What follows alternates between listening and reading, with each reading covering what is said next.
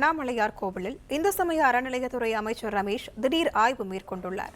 இதுகுறித்த கூடுதல் விவரங்களோடு செய்தியாளர் மணிகண்டன் இணைப்பில் உள்ளார். மணிகண்டன், வணக்கம். எதற்காக இந்த திடீர் ஆய்வு? முழுமையான விவரங்களை பதிவு பண்ணலாம்.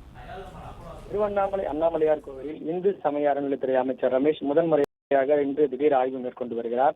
பஞ்சபூத ஸ்தலங்களில் அக்னி ஸ்தலமாக விளங்கும் திருவண்ணாமலை அண்ணாமலையார் கோவிலுக்கு தமிழகம் மட்டுமின்றி ஆந்திரா, கர்நாடகா, கேரளா, தெலுங்கானா உள்ளிட்ட அண்டை மாநிலங்களைச் சேர்ந்த பக்தர்களும் வெளிநாடுகளைச் சேர்ந்த பக்தர்களும் லட்சக்கணக்கானோர் திருவண்ணாமலைக்கு வருகை தந்து அண்ணாமலையாரை வழிபடுவதும் 14 கிலோமீட்டர் சுற்றளவு கொண்ட கிரிவல பாதையில் கிரிவலம் மேற்கொள்வதும் வழக்கமாக வைத்துள்ளனர். அதன்படி வருகின்ற பக்தர்களுக்கு தேவையான அடிப்படை வசதிகள் உள்ளிட்ட பல்வேறு அடிப்படை வசதிகள் செய்திருந்தால் கோயில் நிர்வாகம் சார்பில் செய்திருந்தாலும் வெளி மாநில பக்தர்களிடையே விரைவு தரிசனம் தொடர்பாக தொடர்ந்து வாக்குவாதம் ஏற்பட்டு கைகலப்பாக மாறி வரும் பிரச்சனை உருவாகி வருகிறது. மேலும் வருகின்ற செப்டம்பர் 1ஆம் தேதியிலிருந்து அண்ணாமலையார் கோவிலுக்குள் பக்தர்கள் செல்போன் கொண்டு வர தடை விதிக்கப்பட்டுள்ளது. உள்ளிட்ட பல்வேறு மாற்றங்கள் அண்ணாமலையார் கோவிலுக்கு கொண்டு வரப்பட வாய்ப்புள்ளது.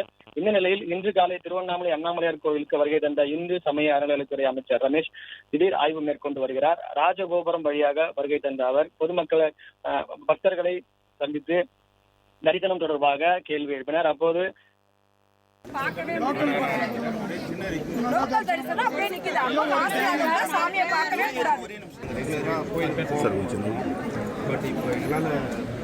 லோக்கலாக கொஞ்சம் கட்டி போயிட்டு வரேன்.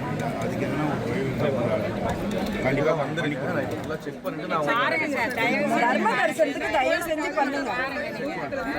நாங்கள் சென்னையிலேருந்து வரோம் சார். நாங்கள் கிரிவலம் வந்து மாதம் வரோம். நாங்கள் மாதம் இதே இதுதான் சார். விஐபியை தான் சார் பார்க்குறாங்க. அப்போ நாங்களாம் பார்க்கக்கூடாதா சார் சாமியை? செக் பண்ண வந்திருக்கேன். கொஞ்சம் பாருங்க. அதனால தான் இப்போ நாங்கள் ஓடி வந்தோம். நாங்கள் எதிர்பார்த்தாலும் நீங்கள் கரெக்டாக வந்துட்டீங்க. இல்லைன்னா ஃபோன் தான் பண்ணியிருக்கோம். இப்படி போயிருந்த வழி இப்படி மேலே ஏறி அப்படி மேலே ஏறி இல்லை, நான் செக் பண்ணேன். எதுக்காக பண்ணியிருக்காங்கன்றதையும் நான் செக் பண்ணேன். ஏன் நான் பண்ணுறேன் செக் பண்ணிட்டு